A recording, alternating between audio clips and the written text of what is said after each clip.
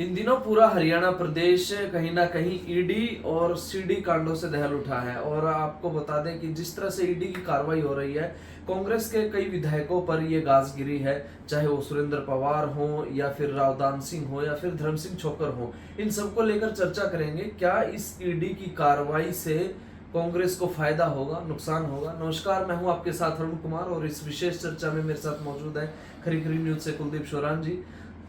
बड़ी बात है सर, ईडी कार्रवाई कर रही है और जाहिर सी बात है कांग्रेस के विधायकों पे कार्रवाई हो रही है। और माना जाता है कि ये जो 3 विधायकों पे कार्रवाई हुई है, धर्म सिंह छोकर, सुरेंद्र पवार, रावदान सिंह, या कहीं ना कहीं भूपेंद्र सिंह हुड्डा के नजदीकी और एक तरह से कह सकते हैं कि फाइनेंशियली समृद्ध, यानी कि हो सकता है कि भूपेंद्र सिंह हुड्डा को फाइनेंशियली मदद भी करते हो। तो इसका क्या रहेगा, चीजें नुकसान होंगी, फायदा होगा? लेकिन निश्चित तौर पर इसका जो है भूपेंद्र हुड्डा को डबल नुकसान होगा। पहला नुकसान तो ये कि तीनों के तीनों एक मजबूत नेता हैं, तीनों विधायक भी हैं।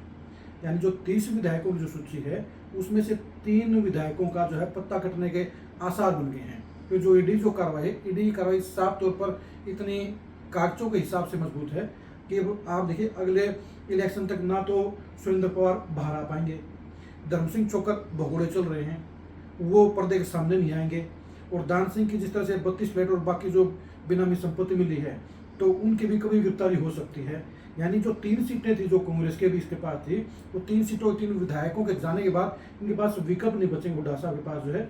और दूसरी चीज़ आपने जो कही वो सही है कि कहीं ना कहीं तीनों नेताओं को ही भूपेंद्र हुड्डा का फाइनेंसर माना जाता है। देखिए पॉलिटिक्स में क्या है कि पैसे मोटे खर्च होते हैं। अब इलेक्शन जो है एक टोटल तौर पर इन्वेस्टमेंट है, और इन्वेस्टमेंट जो है कोई भी बड़ा नेता खुद नहीं करता, उसका जो सर्कल होता है सर्कल के मजबूत नेता करते हैं। तो ये चर्चाएं पूरे हरियाणा में थी कि ये चाहे दान सिंह थे, चाहे धर्म सिंह छोकर थे और चाहे सुरेंद्र पवार थे, तीनों के बारे में ये कहा जाता है कि तीनों भूपेंद्र हुड्डा को जरूरत के हिसाब से जो है चीज़ों को जो है मैनेज करवाते हैं। तो इसलिए इनके जाने से भूपेंद्र हुड्डा को दोहरा नुकसान होगा। बड़ी बात एक ये भी है, मैं ये पूछना चाह रहा था कि जिस तरह से सुरेंद्र पवार को भी 9 दिन के लिए लिया है, पहले धर्म सिंह छोकर आप कह रहे हैं भगोड़े हो रहे हैं, और रावदान सिंह का भी कहीं अता पता नहीं है। तो चीज़ें क्या लगता है आपको कि जो ये मनी लॉन्ड्रिंग का मामला जब आता है, इसमें अंदर जाने के बाद बाहर निकलने की संभावना होती नहीं होती है? देखिए बहुत ये सबसे जो चार्जेज हैं इसके, वो सबसे जो हार्ड चार्जेज हैं, इसमें जमानत बहुत मुश्किल से होती है। क्योंकि जो मनी लॉन्ड्रिंग है वो एक ऐसा क्राइम है जिसके बारे में जो है कोर्ट भी जमानत देने से पहले 10 बार सोचती है। उसकी जो धाराएं हैं वो पूरे तरह से मान सकते हैं जो देशद्रोह के बराबर ही मनी लॉन्ड्रिंग है। तो इसलिए इस धारा के तहत जो तीनों विधायकों के खिलाफ शिकंजा कसा गया है, तो शिकंजे के पॉलिटिकल नुकसान जो है कांग्रेस को सीधा है और बीजेपी को पॉलिटिकल फायदा ज्यादा है। लेकिन जाहिर सी बात है कि गड़बड़ तो है। हम ये नहीं कह सकते कि भी जो है कि भी बिना वजह से इन विधायकों को उठाया गया है।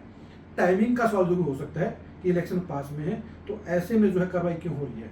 देखिए कि दान सिंह के परिवार के खिलाफ पिछले 3 साल से कार्रवाई चल रही है, उनके बेटे के खिलाफ जो है केस दर्ज है। तो अब ये नया जो है 1400 करोड़ का जो बैंक घोटाले का मामला है, तो उसमें नई जो है कार्रवाई शुरू की गई है। वही आप देखेंगे कि भी जो है दिलबाग सिंह का जो मामला चला था जो 6 महीने पहले, तो उससे माइनिंग का जो पूरा जो कारोबार हरियाणा में जो यूनानगर से शुरू होता है जाके जो है होडल में खत्म होता है, तो उसके सिस्टम में कहीं ना कहीं सुरेंद्र पवार भी शामिल थे। जब जाहिर सी बात है उन्होंने जो तरक्की की है, वो जब चौटाला की सरकार थी 2000 से 2005 तक सरकार थी, उसमें ही सारी ग्रोथ हुई थी। और दिलबाग सिंह उस सिस्टम के एक सहयोगी थे, क्योंकि दिलबाग सिंह INLD के थे और सुरेंद्र पवार भी उसमें INLD के ही नेता थे, चौटाला परिवार के खास थे। तो उसमें भी सीधा डायरेक्शन जो कनेक्शन बना है। तो ये नहीं कह सकते कि ताज़ा कोई झूठा मामला बनाया गया है। अब धर्म सिंह छोकर के बारे में सबको पता है कि जब वो 2009 में विधायक बने थे कुलदीप बिश्नोई की पार्टी से, और जब लॉयल्टी बदली थी तो उसके बाद से उन्होंने काफ़ी ग्रोथ की थी। यानी कि जो हजारों करोड़ का उनका जो साम्राज्य था, तो कहने के भूपेंद्र हुड्डा का आशीर्वाद माना जाता है। और ये भी कहा जाता है कि जी रोड बेल्ट के ऊपर जो है सारे ताम झाम का इंतजाम जो है धर्म सिंह छोकर करते थे। सोनीपत भूपेंद्र हुड्डा खुद का गढ़ है, तो वहाँ का इंतजाम कहीं ना कहीं सुरेंद्र पवार के जिम्मे होता था। हमने देखा था कि बड़ौदा का जो बाई इलेक्शन था, तो उसमें सारा ताम झाम कौन देखता था? सुरेंद्र पवार देखते थे। तो कहीं ना कहीं ईडी के जरिए जो है जो भूपेंद्र हुड्डा का जो सर्कल था उसे तोड़ने का आधा काम कर दिया गया है। मुझे लगता है कि 2-4 ऐसे और भी नेता हैं जो भूपेंद्र हुड्डा के लिए एक पिलर कहे जाते हैं, फाइनेंशियली तौर पर जो, क्योंकि उनका नंबर भी आ सकता है, क्योंकि ये आप ये मत मानिए कि ये जो है लिस्ट है यहीं पे ख़त्म हो गई है।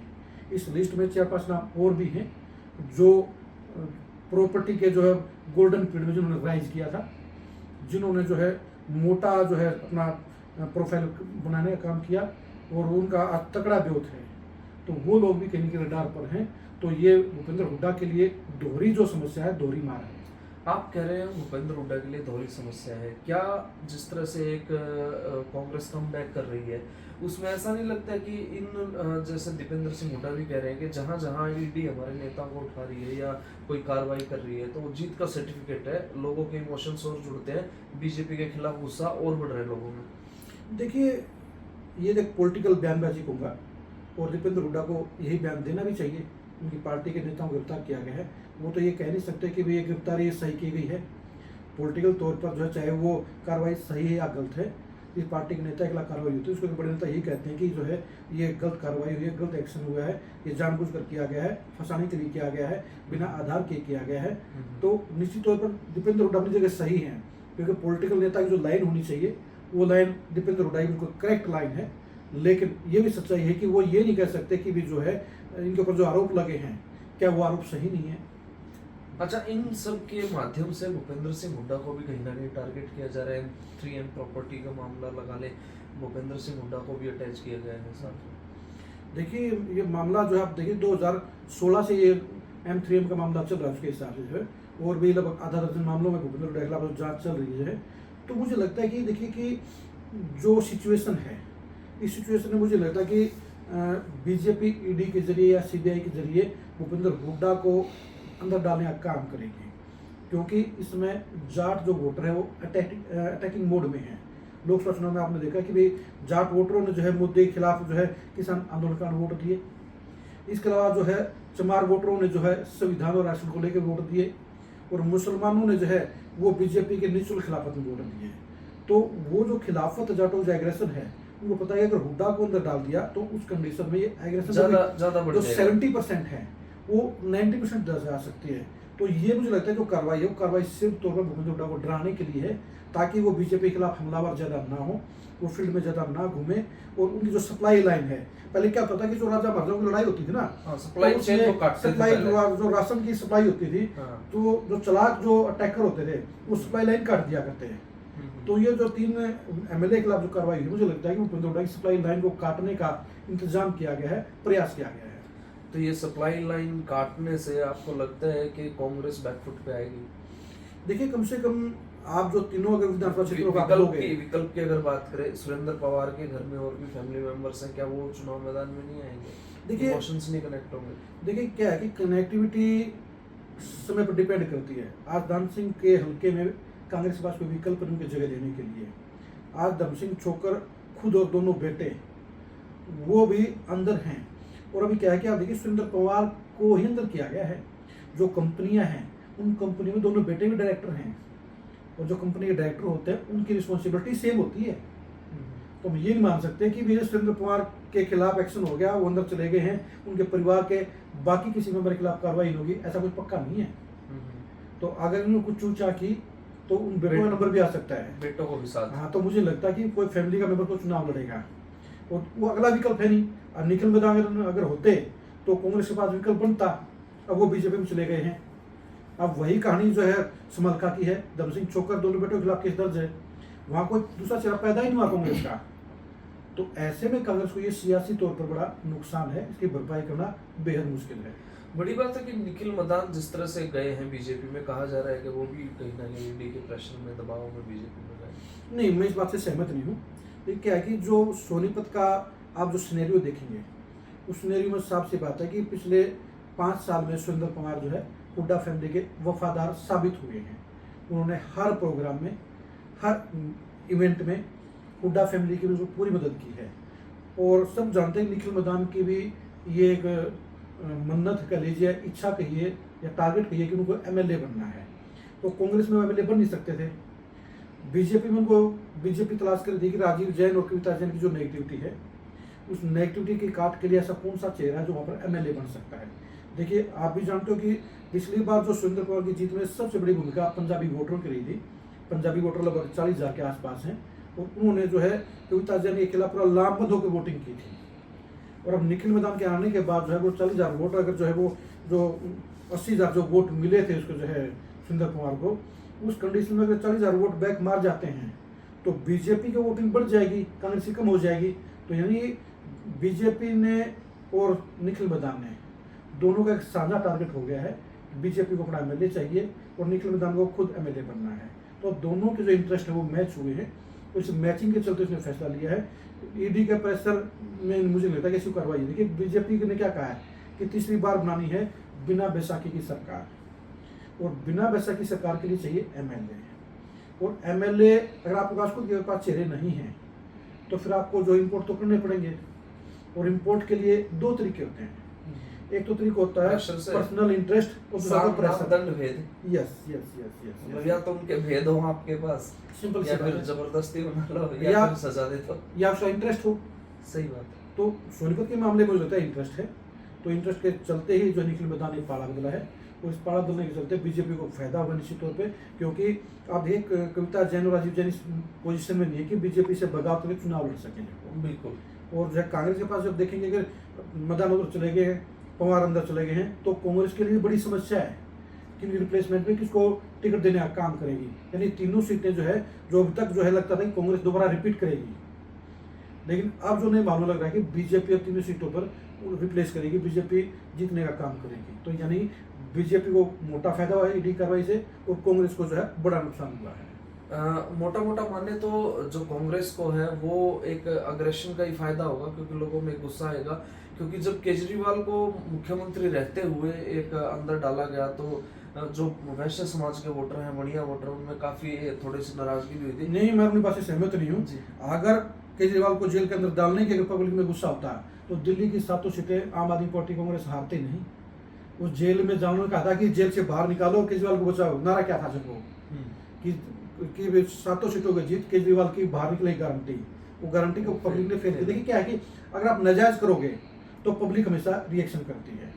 और देखिए ये रियलिटी भी है, जो तीनों नेता हैं उन तीनों नेताओं का पब्लिक ने ग्रोथ भी देखा है। ग्रोथ तो हर नेता का होता है। देखिए एक बार जो विधायक बनता है ना, देखिए फर्क है, आप देखेंगे वो कभी इतना होता है और उसके बाद वो अरबपति खरबपति हो जाता है। देखिए फर्क है। आपके इलाके के अंदर आप देखिए जो बड़े नेता थे, लहरी सिंह का परिवार था, बड़े बड़े पदों पे रहे। वो जो पीढ़ी थी ना, वो पीढ़ी जनसेवा के लिए थी। जो नई पीढ़ी है वो पॉलिटिक्स में थी, इन्वेस्टमेंट और बिजनेस। तो जो नए जो नेता रहे हैं उनका फर्स्ट मकसद ये है कि पैसा कैसे कमाना है, सत्ता का हिस्सेदार बन के। तो ये सत्ता की हिस्सेदारी से उन्होंने ग्रो किया, और वही न्यूज पॉइंट जो है ईडी के पास है, और इसी का फायदा ईडी के जरिए उठाया जा रहा है। यानी कि जो एग्रेशन है, देखिए कि अगर आप पहले क्या होता था कि झूठे मुकदमे लगाए जाते थे किसी के खिलाफ, जो है बड़े बड़े नेताओं के खिलाफ देखोगे कि किसी के खिलाफ जो है हत्या की साजिश का, हमले का, और यहाँ तक भी लगाए जाते थे कि नशे की तस्करी के आरोप लगाए जाते थे, कहीं जो है पिस्तौलों तक बरामदगी दिखाई जाती है नेताओं के खिलाफ जो है। लेकिन अब नया जो सिस्टम है, ये सिस्टम शुरू किया था कांग्रेस ने इनकम टैक्स के जरिए।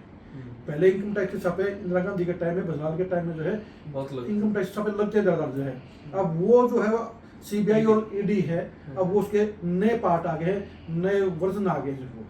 तो इसलिए देखने की बात है कि कांग्रेस को इसका देखो फायदा कुछ भी नहीं होगा।